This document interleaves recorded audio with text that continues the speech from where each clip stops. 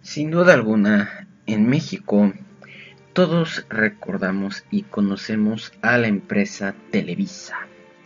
Televisa, un gran instrumento en la política que fue clave durante el siglo XX para que el Partido Revolucionario Institucional conservara su poder. En México básicamente no podemos omitir la gran influencia de dicha empresa. Y para bien o para mal, ahí está su influencia. Muchos pueden recordar a esta empresa como un gran monstruo o como una compañía de la cual algunas personalidades puede que os hayan agradado a unos y a otros no.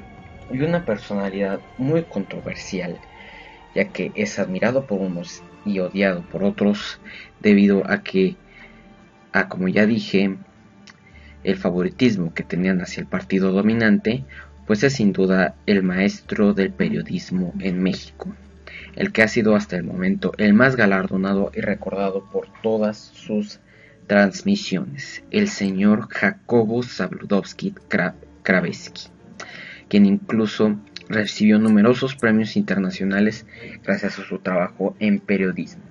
Y es la historia de esta polémica figura en México que te puede agradar o no, pero cuya importancia en la historia de nuestro país en el siglo XX es innegable, sobre todo para el periodismo. Hoy conoceremos la historia de quién fue Jacobo Zabludovsky, el maestro del periodismo. Bien, comencemos. Debemos de comenzar diciendo un dato, y es que Jacobo Zabludovsky era judío. Su padre, Abraham, huyó de Białystok, una ciudad polaca muy cercana a la Unión Soviética, y viajó hacia México. Esto huyendo de los aires de antisemitismo que ya se asomaban en dicha región. Fue a México junto con su esposa Raquel y sus hijos. Llegaron a la Ciudad de México y se estacionaron allí. Específicamente en la calle de Doctores, la calle Doctor Barragán vio el 24 de mayo de 1928 nacer a Jacobo Zabludovsky Kraveski. Y muy poco a poco se fue adentrando y conociendo las calles del barrio de la Merced. Su padre vendía pedazos de tela en el mercado Hidalgo y desde pequeño comenzó a tener un gran interés por la lectura. Compraba libros usados debido a su difícil situación, pero Jacobo declaró siempre de que la pobreza no era pretexto para la ignorancia. Desde muy pequeño se empezó a empapar de la lectura y se volvió un lector consolidado. En la calle de San Jerónimo conoció al corredor de pruebas del periódico El Nacional, Luis Felipe Ureña, vecino que despertó en el interés de Jacobo por la que sería su gran profesión, el periodismo, tanto que desde temprana edad se metió a trabajar en el radio El Continental. Siempre cursó y se sintió orgulloso de haber estado en escuelas públicas, desde el preescolar, primaria, secundaria y preparatoria, hasta que finalmente ingresó en la Universidad Nacional Autónoma de México, la UNAM. Tomó la decisión de estudiar la carrera de Derecho, ya que en sus mismas palabras, englobaba todo lo que le gustaba, la sociedad, las humanidades, la historia, la cultura, etc., ya que por desgracia para él, en ese entonces la carrera de periodismo no existía como tal.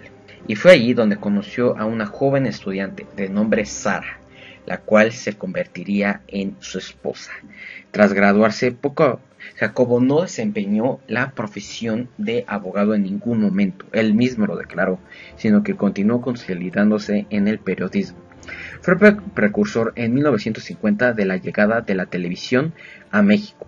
La recibió con los brazos abiertos. Su primera gran exclusiva, por la que más se le recordó en esos años, fue por haber estado presente en el momento justo cuando triunfó la Revolución Cubana. Él estuvo en La Habana cuando Fidel Castro y el Che Guevara entraron triunfantes y tuvo la oportunidad de entrevistar a ambos personajes. Pero años más tarde, en los años 60, fue el encargado de dar las noticias después de la masacre del 68, y muchos lo recuerdan por su famosa frase de "ayer fue un día nublado", aunque cabe destacar que para muchas personas existe gran controversia respecto a esta frase, ya que muchos declaran que esto lo hizo en su noticiero 24 horas, y en ese entonces Jacobo todavía no fundaba dicho noticiero. Jacobo también tuvo una estrecha amistad con el que es tal vez el más grande periodista en la historia de México hasta ahora, debido a sus grandes obras y trabajos periodísticos durante la Segunda Guerra Mundial, el periodista José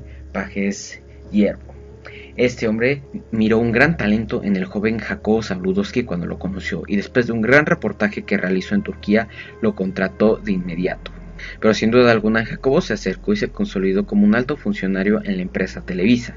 Y fue en 1970, y siendo gran amigo del director de dicha empresa, Emilio Azcárraga Milmo, que fundó el noticiero 24 horas, un noticiero nocturno que funcionó por casi 3 décadas como el noticiero más visto y el número 1 en México. Jacobo Zabludovsky también, además de la Revolución Cubana, transmitió muchos otros sucesos históricos de gran importancia, como lo fue la noticia del nacimiento de Israel, el histórico funeral de Winston Churchill, la muerte de John F. Kennedy y las visitas a México del Papa Juan Pablo II. Pero sin duda alguna uno de los más emblemáticos y que le valió el premio Rey de España por su brillante talento al informar fue sobre el trágico terremoto que sacudió la Ciudad de México en septiembre de 1986. Jacobo, solo con su camioneta y con una pequeña estación de radio, se dedicó a informar a la población mexicana de las desgarradoras imágenes y el caos que había dejado aquel desastre en el corazón de México, su ciudad en la que había crecido. Jacobo también entabló amistad y entrevistó a numerosas personalidades. Entrevistó a todos los presidentes de México, desde Luis Echeverría hasta Enrique Peña Nieto. También fue el primer periodista en entrevistar a Salvador Dalí, tarea nada fácil en ese entonces. También era gran amigo de Cantinflas y de la doña María Félix, una de las grandes personalidades de la televisión mexicana. Era uno de los más grandes amigos de Gabriel García Márquez. También entrevistó a Moshe Dayan, el jefe de las Fuerzas de Defensa de Israel, y a muchos otros miembros de dicho país, a Mikhail Gorbachev, y entabló gran amistad con muchos otros políticos mexicanos, de los cuales podríamos pasar un muy buen rato hablando de sus anécdotas, como lo fue Luis Donaldo Colosio. Y también en el ámbito del deporte, era muy fanático de la fiesta taurina y también entrevistó a Mohamed Ali. En 1988 también ayudó a la fundación de ECO, un programa televisivo dedicado exclusivamente a la información, el primero en América Latina y el primero en español. Tiempo después, este proyecto daría paso a lo que hoy es Foro TV en México. Jacobo, como ya dije, al mando del noticiero 24 horas, fue el noticiero número 1. Muchas personas se reunían para escucharlo cada noche. Jacobo siguió trabajando al mando del noticiero de 24 horas durante varios años, hasta 1998 que acabó dicho proyecto. Y fue el 31 de marzo del año 2000, después de un conflicto laboral entre la empresa Televisa y su hijo Abraham, que Jacobo Zabludovsky decidió retirarse de dicha empresa.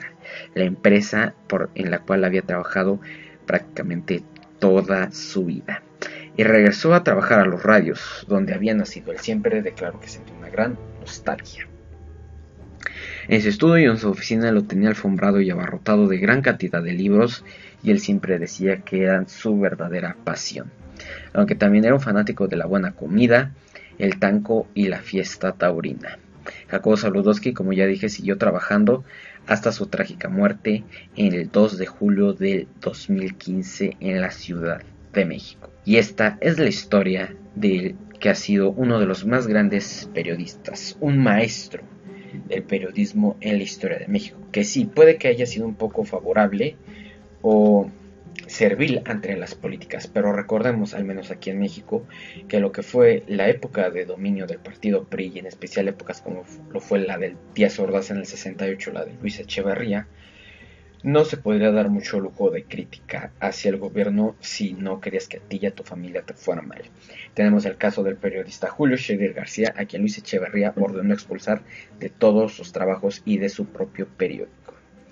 Como podemos ver, el trabajo de periodismo no es un trabajo sencillo, y pues haya sido un vendido, ¿no? Jacobo Zabludovsky, pues sin duda alguna lo desempeñó de una manera apropiada y que le ganó el respeto y la admiración de muchas personas debido a su gran cultura y gran carisma para conquistar a todas estas personalidades y para reunir a México frente al televisor durante muchas décadas. Como ya dije, pueden tener ustedes su opinión sobre este personaje.